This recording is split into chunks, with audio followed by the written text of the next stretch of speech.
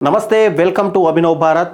దేశంలో తాజాగా వెలువడిన హర్యానా, కాశ్మీర్ అసెంబ్లీ ఎన్నికల ఫలితాల్లో హర్యానా ఫలితాలు ఆయా పార్టీలనే కాదు, రాజకీయ విశ్లేషకులను, పొలిటికల్ స్ట్రాటజిస్టులను కూడా ఆశ్చర్యపరిచాయి. ఎవరు ఊహించని ఫలితాలు రావడానికి వెనుక ఉన్న కారణాలేంటి, గెలుపును ప్రభావితం చేసిన అంశాలేంటి, ఓటమికి కారణాలేంటి, ఈ విశేషాలను ఒక్కసారి పరిశీలిద్దాం. చాలా ఎగ్జిట్ పోల్స్ కాశ్మీర్లో హంగ్ అసెంబ్లీని అంచనా వేశాయి. అయితే 90 మంది సభ్యులున్న కాశ్మీర్ శాసనసభలో ప్రధాన ప్రతిపక్షమైన Congress, national conference party NCP కూటమి అనూహ్యంగా విజయం సాధించి ప్రభుత్వ ఏర్పాటుకు సిద్ధమయ్యాయి. 90 సీట్లున్న హర్యానాలో మాత్రం కాంగ్రెస్ విజయం తథ్యమనుకుంటే ఆ అంచనాలు పటాపంచలు చేస్తూ ప్రధాని నరేంద్ర మోడీ నేతృత్వంలోని భారతీయ జనతా పార్టీ విజయ బావుటా ఎగరవేసింది. హర్యానాలో బీజేపీ నేతృత్వంలోని వరుసగా మూడోసారి అధికారాన్ని చేజిక్కించుకున్న కమలం పార్టీ అరుదైన రికార్డును సొంతం చేసుకుంది. ఈసారి కాశ్మీర్లో ఎన్నికలు చాలా కీలకంగా మారాయి. ఎందుకంటే ఇవి దశాబ్దం తర్వాత జరిగిన మొదటి అసెంబ్లీ ఎన్నికలు. ఇప్పుడు మనం ఒక్కసారి హర్యానా ఫలితాలపై మాట్లాడుకునే ముందు అసలు స్ట్రాటజీ నిన్న ఎలక్షన్కి సంబంధించి ఒక్కసారి చూద్దాం. ముందుగా హర్యానా, కాశ్మీర్కి సంబంధించి ఎన్నికల్లో భారతీయ జనతా పార్టీ మెజార్టీ స్థానాలు 48 కైవసం చేసుకోగా, కాంగ్రెస్, ఇండియన్ నేషనల్ కాంగ్రెస్ 37 స్థానాలు, ఐఎన్డి 3 స్థానాలు, ఐఎన్ఎల్డిపి 2 స్థానాలు కైవసం చేసుకుంది.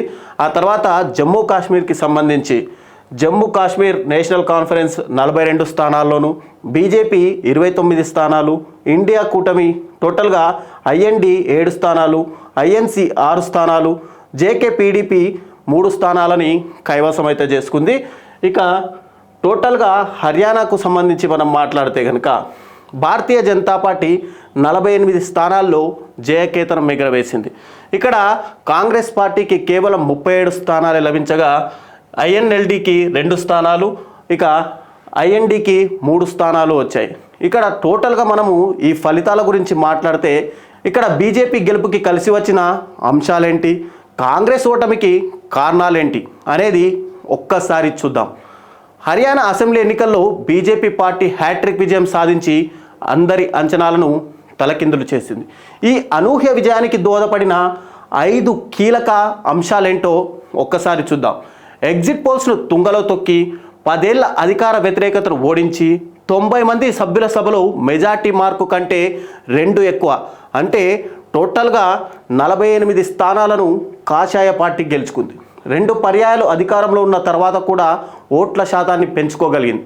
2024 లోక్సభ ఎన్నికల్లో 10 సీట్లకు గాను 5 స్థానాలనే గెలుచుకున్న కాంగ్రెస్ పార్టీ ఈ అసెంబ్లీ ఎన్నికల్లో బీజేపీ నుండి రాష్ట్రాన్ని కైవసం చేసుకుంటామనే నమ్మకంతో ఉంది. అయితే చివరికి ఓట్ల శాతం మాత్రమే పెంచుకొని సీట్ల విషయంలో మాత్రం మ్యాజిక్ ఫిగర్ అందుకోలేకపోయింది.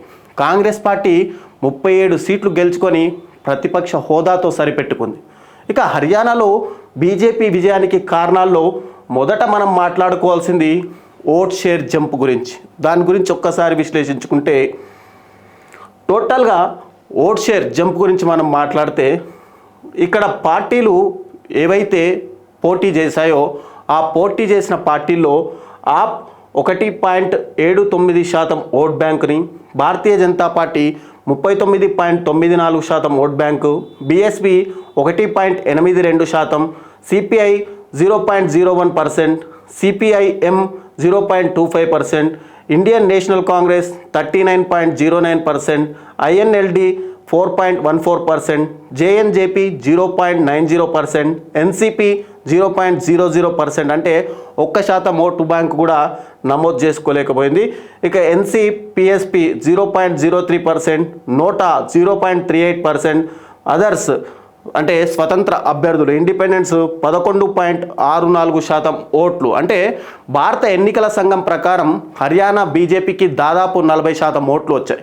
ఇక 2019లో ఈ ఓట్ షేరు 36.5%. 10 ఏళ్ళు అధికారంలో ఉన్నప్పటికీ ఓట్ల శాతం పెరగడం నిజంగానే రాజకీయ విశ్లేషకులను సైతం ఆశ్చర్యపరుస్తుంది.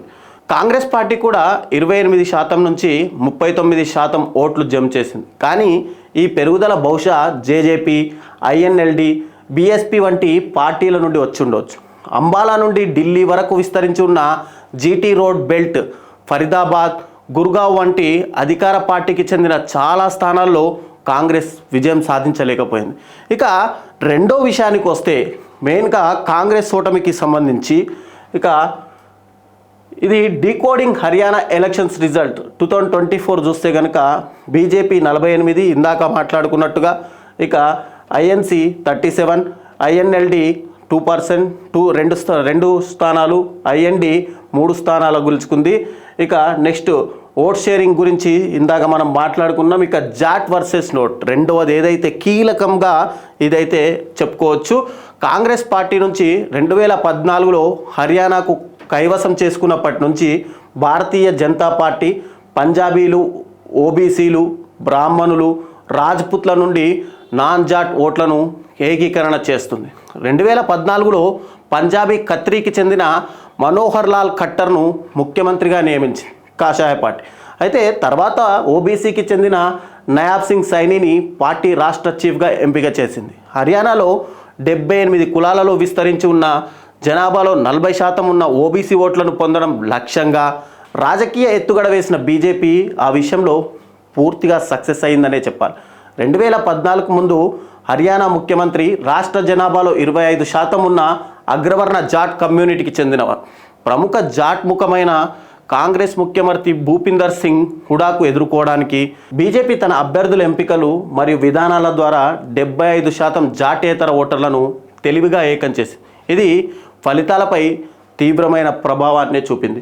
ఇక కాంగ్రెస్ ఓడిపోవడానికి మూడో కారణం చూసుకుంటే మనము డివైడింగ్ కాంగ్రెస్ పార్టీ అతి విశ్వాసం, ఇది కూడా బీజేపీ గెలుపులో పాత్ర పోషించిందనే చెప్పాలి. 2024 లోక్సభ ఎన్నికల్లో హర్యానాలోని 10 లోక్సభ స్థానాల్లో 5 స్థానాల్లో కాంగ్రెస్ విజయం సాధించింది. 10 ఏళ్ల తర్వాత బీజేపీకి ఉన్న అధికార వ్యతిరేకతను పరిగణలోకి తీసుకొని ఇండియన్ నేషనల్ లోక్దల్, జననాయక్ జనతా వంటి పార్టీల బలహీనమైన ప్రభావంతో ఈసారి తమ గెలుపు నల్లేరు పైన నడకే అని భావించింది కాంగ్రెస్ పార్టీ. అయితే కాంగ్రెస్తో పాటు విశ్లేషకులు అంచనాలు కూడా ఫలితాలు ఆశ్చర్యపరిచాయి. గెలుపుపై కాంగ్రెస్ అతి విశ్వాసం ఆ పార్టీ అభ్యర్థుల టికెట్ల పంపిణీలో కూడా చాలా స్పష్టంగా కనిపిస్తూ వచ్చింది. అది పార్టీలో అంతర్గతంగా తిరుగుబాటుకు దారితీసింది. ఈ తిరుగుబాటు కొన్ని కీలకమైన స్థానాల్లో కాంగ్రెస్ పార్టీ గెలుపును, అవకాశాలను దెబ్బతీసింది. ఇక బీజేపీ విజయానికి కారణమైన మరో కారణం చేసుకుంటే కనుక డివైడెడ్ కాంగ్రెస్ పార్టీ తన ప్రచారం అంతటా వర్గపోరుతో దెబ్బతిన్నదనే చెప్పాలి. దీంతో లోక్సభ ఎన్నికలలో చూపిన ఐక్యత అసెంబ్లీ ఎన్నికల్లో లోపించింది. అగ్రనేతలు భూపిందర్ సింగ్ హుడా, కుమారి సెల్జాల మధ్య విభేదాలు వచ్చాయి. కాంగ్రెస్ చీఫ్ మల్లికార్జున ఖర్గే రంగంలోకి దిగి రాజీ చేసే వరకు కొంతకాలం సెల్జా ప్రచారానికి దూరంగా ఉండడం కూడా ప్రజల్లో పార్టీ పట్ల వ్యతిరేకత తీసుకొచ్చింది. 2023 కర్ణాటక అసెంబ్లీ ఎన్నికల ప్రచారంలో భిన్నాభిప్రాయాలు ఉన్నప్పటికీ పార్టీ అగ్రనేతలు సిద్ధరామయ్య, డీకే శివకుమార్లు ఏకమై అక్కడ విజయం సాధించిన విధానం హర్యానాలో కూడా అవలంబించి ఉంటే గనక కాంగ్రెస్ పార్టీకి విజయావకాశాలు ఉండేవనేది రాజకీయ విశ్లేషకుల అభిప్రాయం. ఇక టోటల్గా చూసుకుంటే 5వది దళిత్ ఫ్యాక్టర్. బీజేపీ తన అభ్యర్థుల ఎంపికలు, విధానాలతో 75% ఉన్న నాన్ జాట్ ఓటర్లను తెలివిగా ఏకీకృతం చేస్తుంటే హర్యానా ఓటర్లలో 20% ఉన్న దళితుల ఓట్ల మద్దతుపై కాంగ్రెస్ పార్టీ భారీగా ఆశలు పెట్టుకుంది. అయితే ఆ ఆశలు అడియాశలే అయ్యాయి. 2 దళిత కేంద్రీకృత అలయన్స్లు ఐఎన్ఎల్డి, బీఎస్పీ మరియు జేజేపీ చంద్రశేఖర్ ఆజాద్ యొక్క ఆజాద్ సమాజ్ పార్టీ దళితుల్లో ఉన్న బీజేపీ వ్యతిరేక ఓట్లను చీల్చాయి. దళిత నేత కుమారి సెల్జాకు కాంగ్రెస్ పక్కన పెట్టడం దళితుల్లో కొంత అసంతృప్తిని రగిల్చగలిగింది అనేది మనమందరం ఒప్పుకోవాల్సిన వాస్తవం. నిజానిజాలు ఎలా ఉన్నా కూడా కాంగ్రెస్ పార్టీ కర్ణుడి చావుకు 1,00,000 కారణాలు అన్నట్టుగా కాంగ్రెస్ పార్టీ ఓటమికి ఎన్నో కారణాలు ఉన్నాయనేది నమ్మాల్సిన నిజం. నాయకులారా, మీ పనితనం మీ అధినాయకులకు తెలియజేయాలనుకుంటున్నారు. ప్రజలారా, మీ సమస్యలను మీ నాయకులకు తెలియజేయాలనుకుంటున్నారు. ప్రజా సమస్యల పరిష్కార వేదిక మీ అభినవ్ భారత్.